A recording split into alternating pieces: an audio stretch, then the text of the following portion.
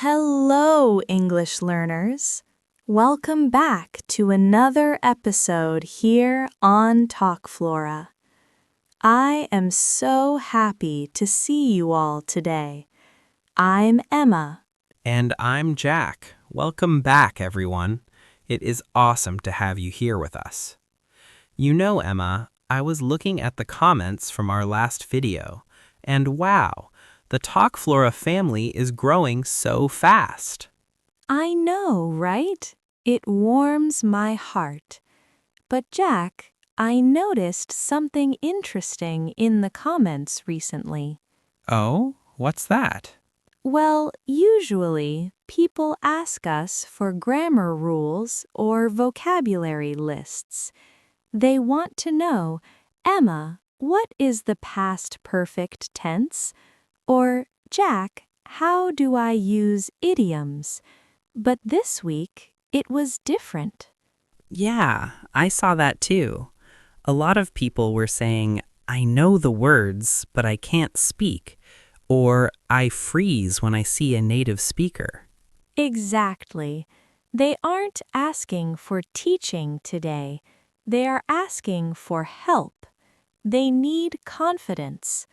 So, guys, today is going to be a little different. No whiteboard. No whiteboard? No whiteboard. No textbooks? No textbooks. Just us having a chat. Today, we are talking about how to build your spoken English confidence. How do you go from feeling scared to feeling fluent? I love this topic. Honestly, Emma, even I need this sometimes. Speaking a new language, or even just speaking in public, can be terrifying. It is. It really is. It can feel intimidating. Intimidating. That is a good word. It means frightening or making you feel small, right? Exactly. You feel small. You worry. You think, oh no, am I making a mistake? Is my grammar wrong? Will I offend someone? And then you just stop speaking. You stay quiet. Which is the worst thing you can do. If you want to learn, you have to speak. So today, we have 4 big tips to share with you. These are practical, simple things you can do right now to boost that confidence. I'm ready. Lay it on me, Emma. What is tip number 1? All right, tip number 1 is a classic. It's a famous saying in English. Fake it till you make it. Fake it till you make it. I've heard that before, but isn't faking something bad, like lying? Not in this case. Think of it like acting. Jack, imagine you have to take a photo. You are standing in front of the camera, but actually you're having a bad day. You feel sad. What do you do when the camera clicks? I smile. Exactly. You smile. You put on a big happy face. Cheese. Yes, cheese. And in that moment, you are faking it. You aren't really happy, but you look happy. And usually, the photo comes out looking great. That's true. And usually after I smile for a bit, I actually start feeling a little better. That is the secret. It applies to English too. Maybe inside your stomach is turning. You are nervous. You're thinking, I don't know enough words. But on the outside, you pretend. So you stand tall? Yes, shoulders back, chin up. Look people in the eye. Even if you are terrified, just act like you own the room. Jump into the conversation? Jump right in. Don't wait, don't be timid. If you act confident, people will believe you are confident. And the crazy thing is, eventually, your brain starts to believe it too. So the fake confidence becomes real confidence. 100%. It transforms. I like that. It takes the pressure off. I don't have to be perfect. I just have to act like I'm comfortable. Exactly. It's a costume. Put on your confident English speaker costume and wear it until it fits. Okay, I'm going to try that. Next time I meet someone new, I'm going to pretend I'm a movie star. Do it. I love that. Okay, are you ready for tip number 2? I am ready. What have you got? Tip number 2 is something I wish I knew when I was younger. Realize that your mistakes don't matter. Whoa, wait a second, Emma. Mistakes don't matter? They don't. But in school, my teacher used to use a red pen. If I made a mistake, I got a bad grade. I know, and that is the problem with school sometimes. It makes us afraid of the red pen. But real life isn't a classroom, Jack. That's a relief. Think about it. When you were a teenager, did you worry about what you wore or how your hair looked? Oh, constantly. I thought everyone was staring at me. If I had a bad hair day, I thought the whole world was laughing at me. Right? We all felt that way. We thought everyone was judging us. But as you grew up, what did you realize? I realize nobody cares. Exactly. Nobody cares. Why? Because they are too busy worrying about their own hair. Bingo! They are worrying about themselves. They're thinking, do I look okay? Did I say the right thing? They aren't analyzing your grammar. So if I say he go to the store instead of he went to the store? They probably won't even notice. Or if they do, they won't care. They just want to understand your message. They aren't grading you. That is such a good point. We call that the spotlight effect, right? You think there is a spotlight on you, but really, everyone is in the dark. Yes, so stop stressing yourself out. Don't think, oh my God, is my pronunciation perfect? Is my tense correct? Just speak. And honestly, making mistakes is how we learn, isn't it? It is the only way we learn. You cannot learn to ride a bicycle without falling off a few times. You cannot learn English without saying the wrong word sometimes. I remember once I wanted to say I was hungry, but I said I was angry. Oh no. The waiter looked very confused. He thought I was mad at him, but we figured it out. I laughed, he laughed, and I got my food. See, you survived, and now it's a funny story. So to all our listeners on Talk Flora, go ahead, make mistakes, mess up. It is completely fine. In fact, I want you to make mistakes. Hear that, guys? Emma gives you permission to mess up. I insist on it. Okay, moving on. Tip number 3. This one is for the overachievers out there. The people who try too hard? Yes, tip number 3 is take it easy. Take it easy. Relax. Precisely. You know, sometimes I hear students speaking and they are trying so hard to use big, complicated words. They open the dictionary and find the longest word possible. Oh, I've done that. I tried to use words like flabbergasted instead of surprised, just to sound smart. And how did that go? Terrible.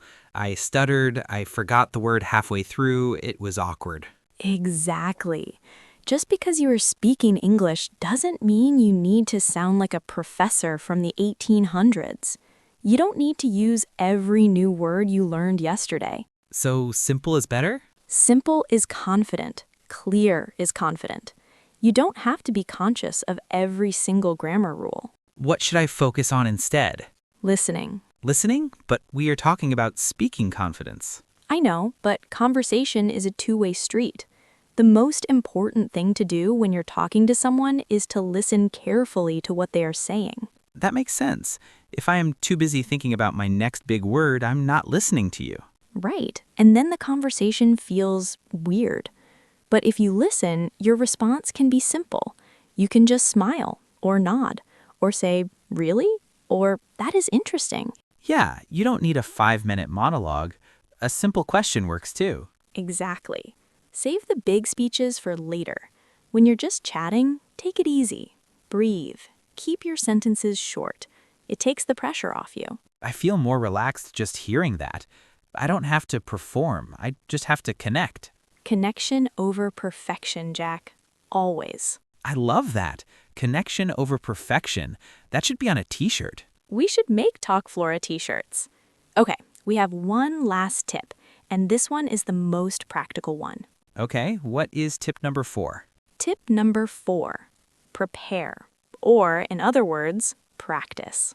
Ah, the work part. The work part, but it doesn't have to be boring work. Look, confidence and competence go hand in hand. If you want to feel confident, you need to feel like you know what you are doing. So, how do we practice without a teacher? Talk to yourself. In the shower? In the shower, in the car, in the kitchen, but specifically in front of the mirror. The mirror again? Like the fake it till you make it tip? Yes! Stand in front of the mirror and have a conversation with yourself. Watch your mouth move.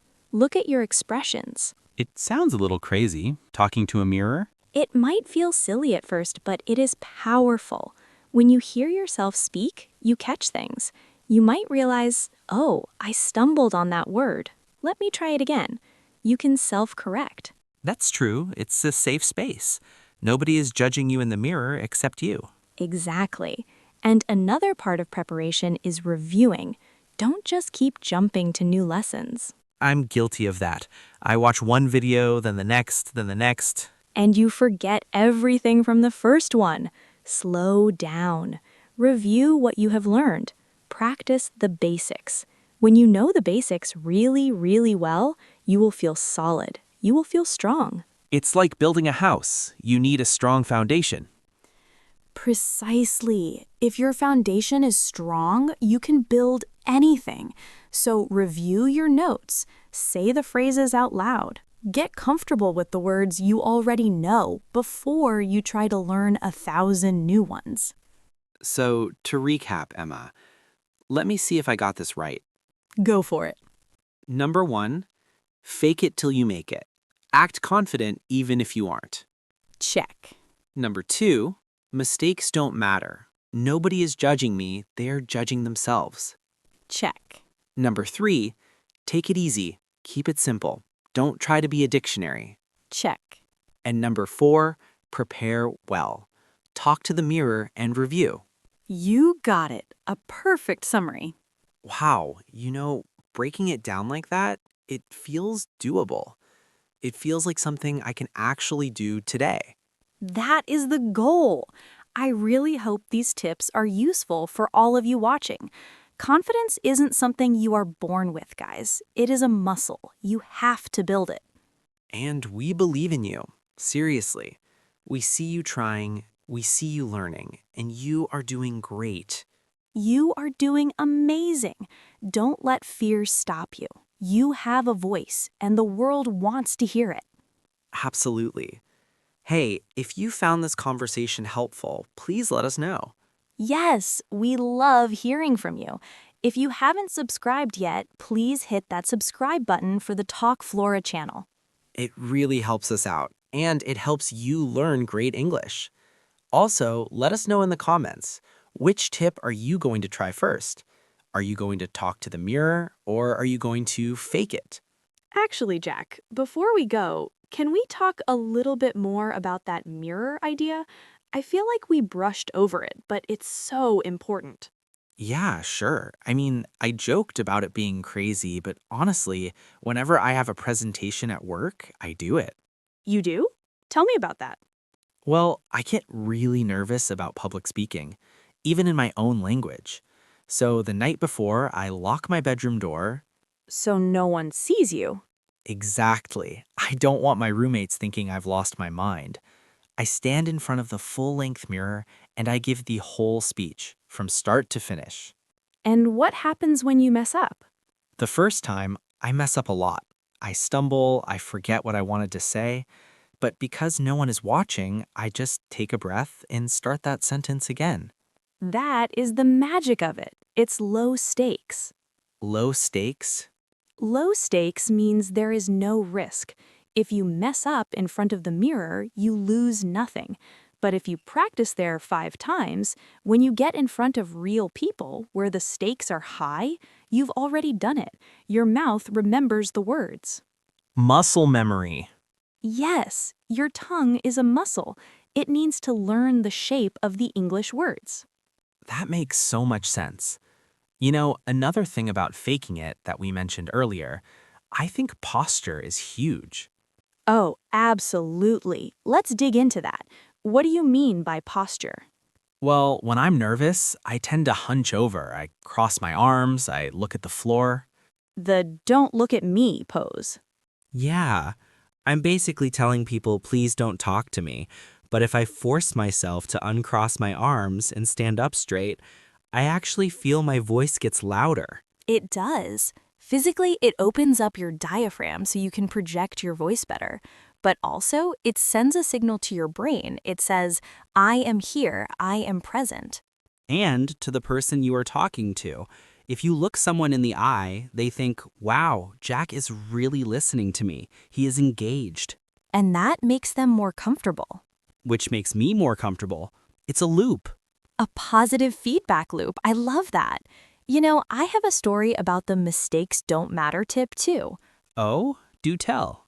When I was learning a second language, I was learning Spanish, I was terrified of the grammar. They have so many verb endings. Oh, I bet. And I was in a shop trying to buy a shirt, and I just froze. I couldn't remember the conjugation for to buy. So what did you do? Did you run away?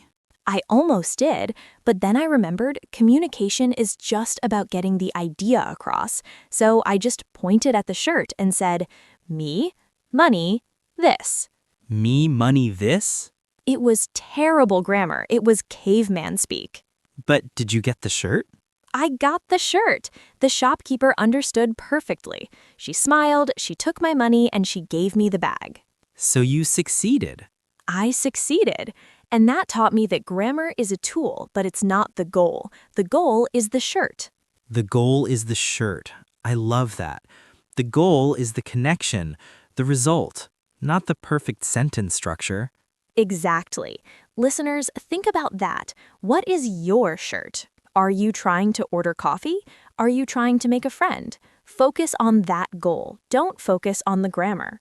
You know, Emma, I think a lot of our listeners struggle with the fear of being laughed at. That is a deep fear. It is. It hurts to think people might mock you. But let's look at that realistically. Jack, if you met someone who was learning English and they spoke with a heavy accent and made some grammar mistakes, would you laugh at them? No, never. Why not? Because I respect them. I know how hard it is to learn a language. I think it's cool that they are trying. Exactly. Most people are nice. Most people are kind. If someone laughs at you for trying to speak a second language, that tells you everything about them and nothing about you. That's true. They are the rude ones. They are the ones with the problem, not you. So don't let one rude person stop you from talking to the 99 nice people. That is really powerful advice.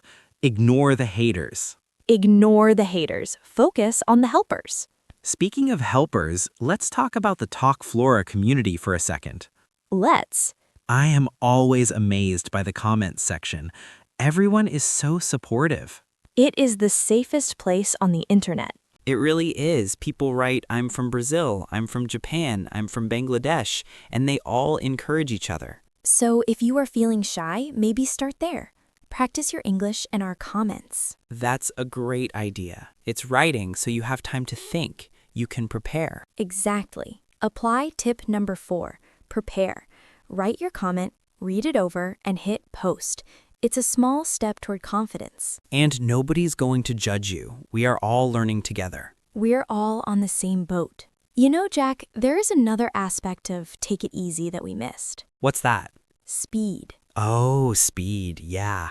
A lot of learners think that fluent means fast. I used to think that. I thought if I spoke super quickly, I would sound like a native speaker. But what actually happens when you try to speak too fast? You crash. You trip over your tongue. You say and a lot because your brain can't keep up with your mouth. Exactly. Speaking fast is not the same as speaking well.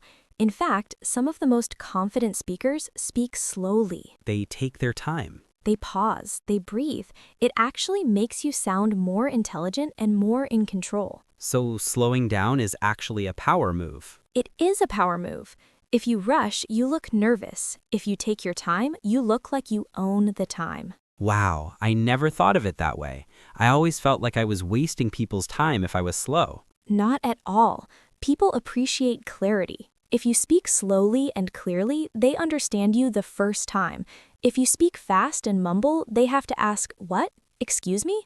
And that is more awkward. That's true. So take it easy also means slow it down. Slow it down. Enunciate. Enjoy the words. Enjoy the words. I like that.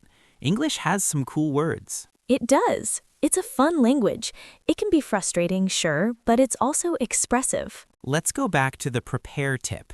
You mentioned reviewing past lessons. Yes. Why is that so important? I feel like I always want the new thing. I want the advanced stuff. It's the shiny object syndrome. We always want the new toy. But think about a professional athlete. Think about a football player. Okay. Do they just learn how to kick the ball once and then never practice it again? No, they practice the basics every single day. Dribbling, passing, shooting. Exactly. Even the best players in the world practice the simple stuff every day. Language is the same. You might know the present simple tense, you might know it, but can you use it automatically without thinking? Not always. Sometimes I still forget the S on he walks or she talks. Right. And the only way to fix that is repetition, going back to the basics until it becomes instinct. Until it feels natural. Yes, you want to reach a point where you don't translate in your head. You want to reach a point where the English just comes out. That's the dream. Thinking in English. And you get there by mastering the basics, not by chasing complex grammar rules you will rarely use. That is really reassuring. It means I don't have to know everything, I just have to know the important things really well. Precisely. Quality over quantity. You know, Emma, I feel like we have covered so much ground today. We have. We talked about acting confident, the spotlight effect, keeping it simple, and the power of practice. It's a full toolkit for confidence. But I have one more question for you. Shoot. What do you do on the days when you just don't feel it? Like you try to fake it, you try to prepare, but you just feel off. You feel discouraged. That is such a good question, because those days happen. They happen to me, they happen to you. So what do we do? Do we quit? Never quit, but it is okay to rest. Rest? Yes, if you were having a bad English day, maybe your tongue feels tied or you can't remember words, just be kind to yourself. Say, okay, today is a tough day. That's fine. I'll try again tomorrow. So don't beat yourself up? Never beat yourself up. Learning a language is a marathon, not a sprint. One bad day doesn't mean you are failing. It just means you're human. I needed to hear that. Sometimes I get so frustrated with myself. Be your own best friend. If your best friend was learning English and made a mistake, would you yell at them? No, I'd say, good job, keep going. So say that to yourself. Be your own cheerleader. Good job, Jack, keep going. Exactly. Okay, I feel better already. Good. That is what Talk Flora is all about. We are here to lift you up. You know, we should probably wrap this up before we talk for 5 hours. We could. I love talking about this. But yes, let's respect our listeners' time. So guys, here's your homework. Homework? I thought we said no school. Fun homework. I want you to pick one of these tips. Just one. Okay. Maybe tomorrow you try the fake it smile, or maybe you spend 5 minutes in front of the mirror, or maybe you intentionally use simple sentences. I love that. Don't try to do it all at once. Just pick one small thing. And tell us how it went. Come back to this video and leave a comment. Jack, Emma, I tried talking to the mirror and it was weird, but it worked. Or, I made a mistake and I didn't die. Yes, share your wins with us, big or small. We read every single comment, guys. You are the heart of this channel. Truly. Thank you for letting us be a part of your journey. It is an honor. Remember, confidence is waiting for you. You just have to reach out and grab it. Fake it. till you make it, Ignore the mistakes. because they don't matter, Take it easy. and keep it simple And prepare. so you can shine. Awesome. Thanks for watching Talk Flora. We'll see you in the next video. Bye, everyone. Keep smiling. Cheers.